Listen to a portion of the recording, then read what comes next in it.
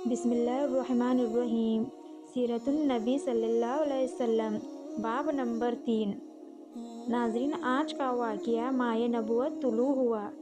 جیسا کہ ہم نے پچھلی واقعے میں آپ کو بتایا تھا، تجارتی قافلہ جب حضرت عبداللہ کے بغیر مکہ مکرمہ پہنچا اور عبد المطلب کو پتہ چلا کہ ان کے بیٹے عبداللہ بیمار ہو گئے ہیں اور مدینہ منور میں اپنی ننیال میں ہیں، تو انہیں لانے کے لیے عبد المطلب نے اپنے بیٹے زبیر کو بھیجا۔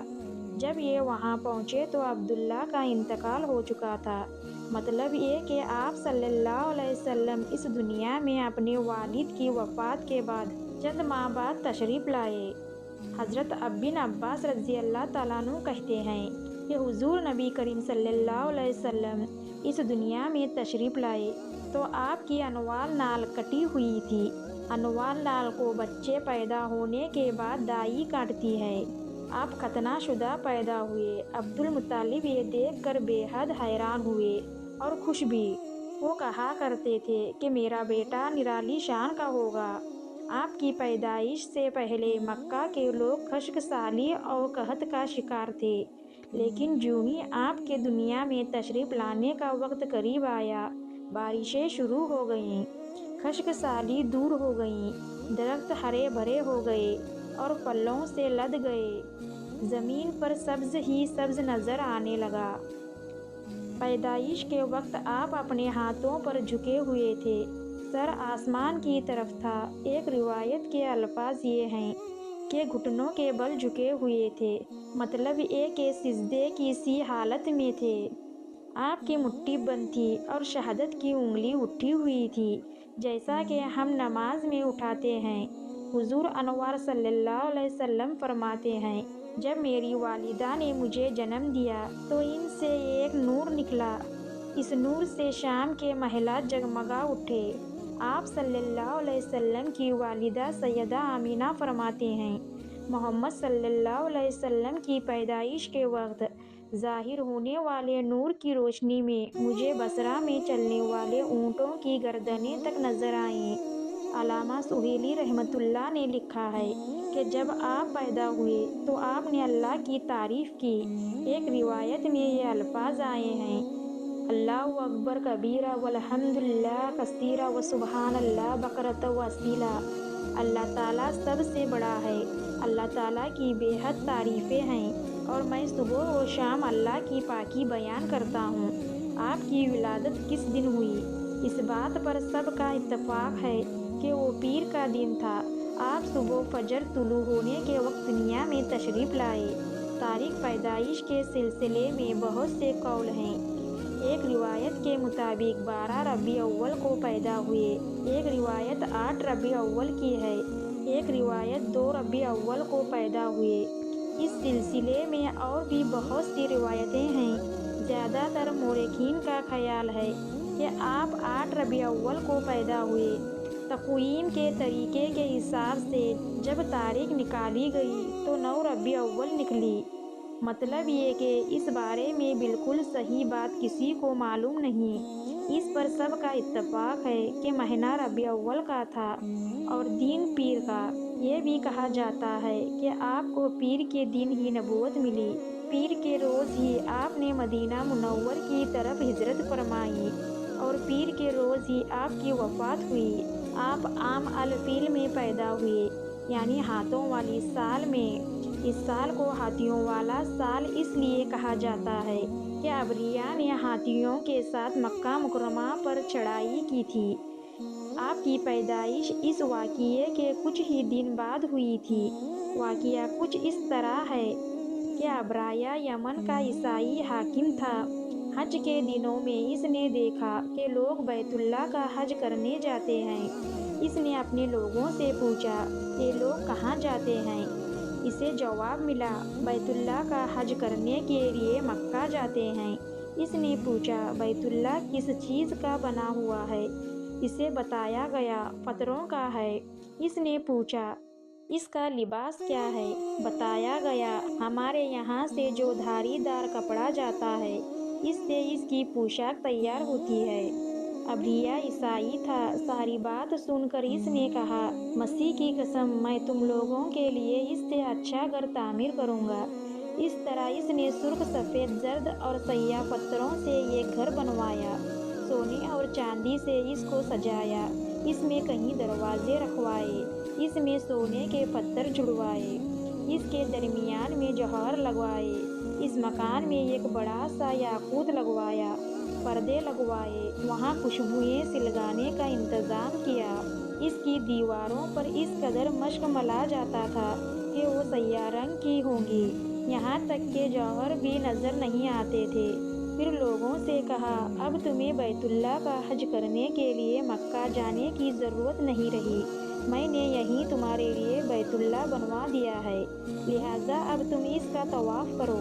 इस तरह कुछ कबाइल कई साल तक इसका हज करते रहे। इसमें इत्तिकाफ़ करते रहे। हज वाले मनासिक भी यहीं अदा करते रहे। अरब के एक शख्स नफील खशमी से ये बात बर्दाश्त ना हो सकी। वो इस मनसूई खाना काबा के खिलाफ दिल ही दिल में कड़कता रहा। आखिर इसने दिल में ठान ली कि वो अब्रिया की इस इमारत को गंद करके छोड़ेगा। फिर एक रात इसने चोरी छुपे बहुत सी गंदगी इसमें डाल दी। अब्रिया को मालूम हुआ तो सख्त गज़बनाक हुआ। कहने लगा, ये कार्रवाई किसी अरब ने अपने काबे के लिए की है। मैं इसे ढा दूंगा। इसका एक एक पत्थर तोड़ दूंगा। इसने शाम व हबशा को ये तफसीलियात लिख दी। इससे दरख्वास्त की कि वो अपना हाथी भेज दे। इस हाथी का नाम महमूद था। ये इस कदर बड़ा था कि इतना बड़ा हाथी रिवाये ज़मीन पर देखने में नहीं आया था। जब हाथी इसके पास पहुंच गया तो वो अपनी फौज लेकर निकला और मक्का का रुख किया। ये लश्कर जब मक्का के करीब वो जवार में पहुंचा तो अब्रिया ने फौज को हुक्म दिया कि इन लोगों के जानवर लूट ले जाएं। इसके हुक्म पर फौजियों ने जानवर पकड़ लिए। इनमें अब्दुल मुत्तालिब के ऊँट भी थे। नफील भी इस लश्कर में अब्राया के साथ मौजूद था और ये अब्दुल मुत्तालिब का दोस्त था। अब्दुल मुत्तालिब इससे मिले, ऊँटों के सिलसिले में बात की। नफील ने अब्राया से कहा, कुरैश का सरदार अब्दुल मुत्तालिब मिलना चाहता है। ये शख्स तमाम अरब का सरदार है। शरीफ और बुजुर्गी इसे हासिल है। लोगों में इसका बहुत बड़ा असर है। लोगों को अच्छे अच्छे घोड़े देता है। इन्हें अतायत देता है, खाना खिलाता है। ये गोया अब्दुल मुत्तालिब का तारुफ था। अब्रिया ने इन्हें मुलाकात के लिए बुला लिया। अब्रिया ने इनसे पूछा, बताइए आप क्या चाहते हैं? इन्होंने जवाब दिया, मैं चाहता हूँ मेरे ऊँट मुझे वापस मिल जाएं। इनकी बात सुनकर अब्रिया बहुत हैरान हुआ।